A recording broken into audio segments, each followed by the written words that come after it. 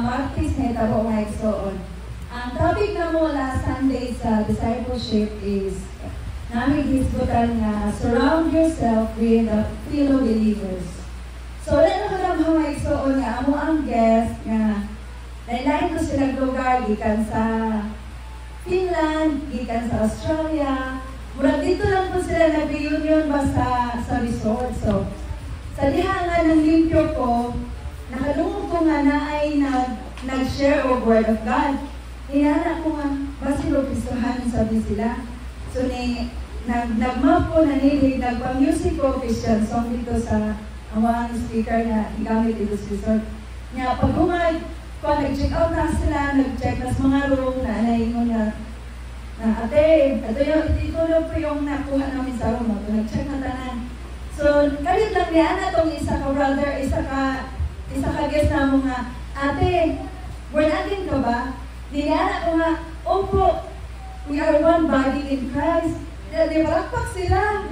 Wala sila kadahong nga, nilalipay kayo sila, nilalipay sa ko, kaya ako kadahong nga, mag-abot dito rin doon sila na po, anong church mo, ano mo, alam mo ate, ang pagka-born again natin, hindi yan basehan sa ating mga relihiyon. Ano yan sa kabilang tayo kay Kristo, kung anong nangyari kay Christ, yan din ang mangyari sa atin. Anak ko, opo, at saka ating pagpatuloy mo yan. Anong name ng church nyo? Sabi ko, Presbyterian. Wow, praise God! Ilang kong ipriubira, yung ilang kong i-declare na kamaayon sa Ginoo, patuloy lang natin. Nung Tagalog sila, padayon na to na i-share ang kaayon sa Ginoo, padayon na to ngay padanag si Jesus sa atong mga kinabuhi. Mamangkita dyan si Jesus niya.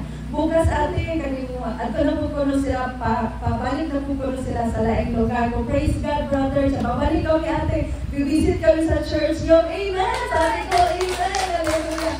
Glory to God, salamat sa kaayos sa Ginoo sa iyong pagkamaayon at yun. Glory to Christ Jesus.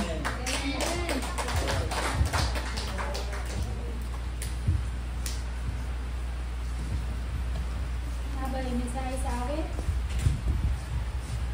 Praise. Sunshine. Amen. Maayong buntag ka na itong tanan. Especially to our living God.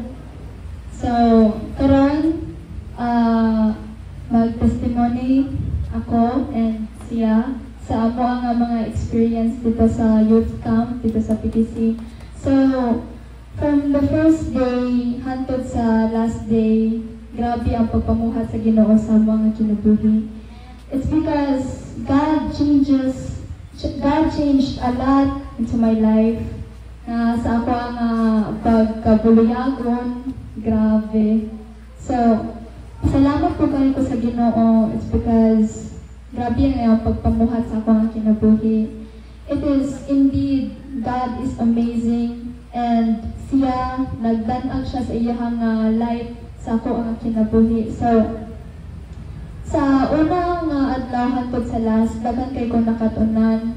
And dagan kayo ko nga also nga mga nakatunan about sa akong kinabuhi. And a lot na i-change sa ako ang mga personality, sa ako ang mga mapagbuhat nga dili maayo. So, God really changed a lot into my life. So, sa ako ang pagkinabuhi, it is God's will.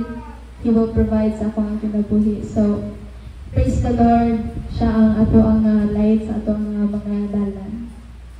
Amen. So, ako na po yung testimony sa mga nahitabo atong adlaw sa Lunes pagkangkod sa adlaw mga Friday.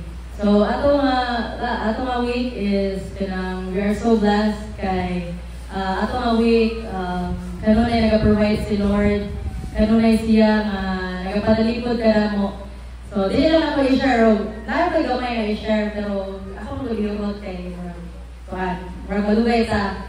So, ako na i-share karong hapon sa discipleship. So, moto, daghan ko kayo makatunan dito. Samot na sa katong last night nga, nagtapok mi sa usa ka cottage nga na usa ka pastor din ito, kay testimony ang tanan. So, ito, ako adjud nga nabatin jud ako ba nga grabe jud kay pagpamuhat si Lord sa kinabuhi sa mga young people. Sa mga sa young people dito sa Sultan Kudarat. Grabe kaayo si Lord kay nang yan jud nga gipakuy lang kinabuhi ba. Nang ho kayo pagpamuhat sila kinabuhi. And I always believe na si Lord kanunay magapanalipod na nato usa sa ako akong kinabuhi mga igsoon, kaya naman sa kahayag, di na tao padala sa kahit-hit nining kalibutan na. So while we are in the light nga gidanag diri ni Jesus kanato, ato po kini nga idanag sa ato mga kaigsoonan, o bisan pa sa ato nga tibok pamilya mga igsoon. Hallelujah. So, paan po sa ako po nga nalungan ni Pastor Michael nga sa tanan natong pagabuhaton, ato kini pagabuhaton alang sa kay mayan sa atong Panginoon mga igsoon. Amen. So,